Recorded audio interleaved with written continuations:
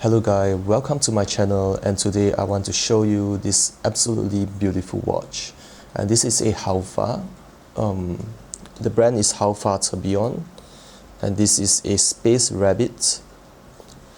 Let me just open up the lid of the watch case. Let's talk about the watch box first. So it comes with this beautiful case, dome plastic exterior.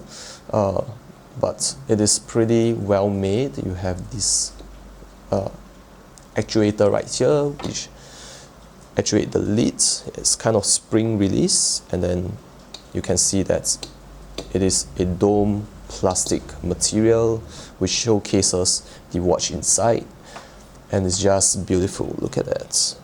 So I appreciate watch brands that come out with watch boxes.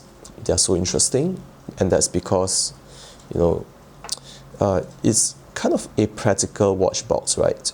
You get most watch boxes and then you just leave it in the cabinet for it to rust, but this one, it's pretty good. So let's take a look at the watch itself, and what you notice at first impressions is that this is such a beautiful watch. So I've been using this watch for over a year now. You can see that it is pretty worn up, but it's not obvious because it is a K9 crystal, and what surprises me about the K9 crystal is that it doesn't yellow upon use. I think it's just that I've been taking care of these watches, the fact that I clean them up whenever they get oily. So I think oil, is the main cause of plastics or other rubber materials getting yellow out. So to keep them clean and dry, I think that's an important thing. But just look at the dial and the design of this watch. This is a Chinese watch, a Chinese made watch that is below $500 from where I purchased from. I purchased this directly from the manufacturer in China, from this platform called Taobao. Of course, you can get them from AliExpress, which is pretty inexpensive as well. But the platform where I gotten this watch is pretty affordable, and they have pretty good sales at that time. That's why I decided to purchase this.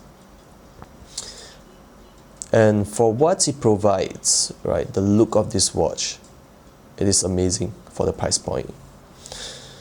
But the question is this on par with the Swiss counterpart? Honestly, I got to say, first impressions, it feels really high quality. It feels like a watch that won't break down over time, and the crystal is pretty high quality. It feels very good. It's so well polished. Look at that. It's so clear. The clarity of the crystal is amazing, and the movement is amazing. Look at that. The rubber strap is an FKM rubber, and it's pretty tight on the watch. It doesn't feel flimsy. It is high quality. It doesn't stick dust or it doesn't get sticky, right? So it's a high quality rubber strap. But there are some downsides to this watch, which I'll cover, and that is, look at that. There are many dust particles within the case. The case is kind of like a sandwich. They kind of screw the parts of the case together, but there are dust particles inside. And another big issue is that, look at that, lug bars, there's kind of rust inside, and this doesn't happen for a year of use. This happened, I think, just a couple of weeks or months after use, because I've wear this for runs, I've wear this for workouts, and my sweat kind of seeps in, and it's difficult to clean the part inside. But this is a screw. If you have two screwdrivers, you can actually take them apart, swap out the straps. But it's just, disappointing to see that the steel they are using is low quality. It's not stainless steel. I mean, perhaps it's stainless steel, but it's not high quality, not suitable for the weather here in Singapore, which is very humid. So that's just a downside for this watch. But the watch is beautiful, it works well, it winds up well, You know, it looks beautiful on the wrist. It looks just like a toy, a rich man's toy, right? But you know, the quality, it is just not on par with the Swiss. And are you going to spend hundreds, thousands of dollars on a Swiss Richard Mille or other brands that look like a Richard Mille? Or are you going to spend $5,000 to $1,000 buying a Chinese watch like this? I'm going to tell you the pros and cons. So the pros is that it looks and feel, you know, like 70-80% of the time like this Swiss one. And you are going to get so many comments on this watch. It's just a beautiful watch. It's an eye catcher on the wrist. I have a small wrist, but it fits somehow. And it's an eye catcher. But the quality is not there. And to service this watch is a pain. Okay, so I've yet to successfully send a Chinese watch back to China getting serviced, because there are just so many problems with the custom, and they just delay. They don't want to take responsibility. You know, the manufacturers don't want to take responsibility. And are they really good enough, you know, technically to fix a watch? Or will they just rather manufacture a new one and send it back to you? You know, but other than that, the after sales service for this particular brand is terrible, and I just going to say that. So you kind of buy this watch as a disposable watch. It's not a watch to, you know, last a lifetime, to pass down for generations. If you want a watch like that, get the Swiss or Japanese. They do pretty well. German watches, of course, they are pretty good. They're very, very fantastic as well. You know, European watches in general and the Japanese, they take pride in their manufacturing. I think Chinese, they are more of a mass-produced, very high-quality watch, of course. Some of them are very high quality, and they can mass-produce that, but not at the level of the Swiss in terms of finishing, in terms of quality.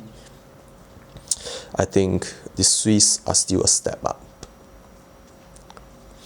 I hope that this video is useful for you, give you a general idea on the Chinese watch manufacturing.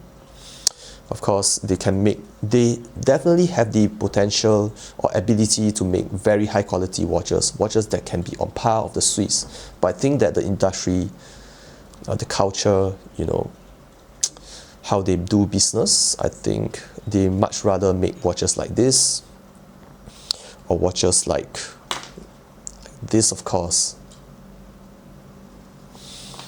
that looks like a Swiss watch, like this one.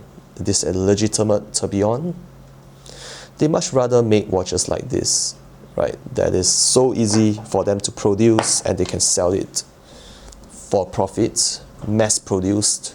I think that is the current Chinese watch making in 2025. Of course, there are more brands nowadays that are trying to step up the game, like the Atelier Wen, which is what I can think of, and some other independent Chinese watchmakers who are trying to make high quality watches. But most of them, like this one, is kind of like a disposable watch. So you get what you pay for, and don't expect them to be like a Swiss watch like this one, which I will cover on another review. Swiss watches, you got to get your hands on one of them to really know the quality difference. And I'm somebody who have Swiss watches as well as watches like this, so many Chinese watches like this. I'm a fan of Chinese watches, but I got to be honest in my videos, and that's why I'm making these videos right now, to tell you the fact that you are getting a Chinese watch, what to expect. The quality of these watches is superb for the price, right? But there are just some quality control issues, and to service them is just a pain in the ass. I've sent Swiss watches back to Switzerland.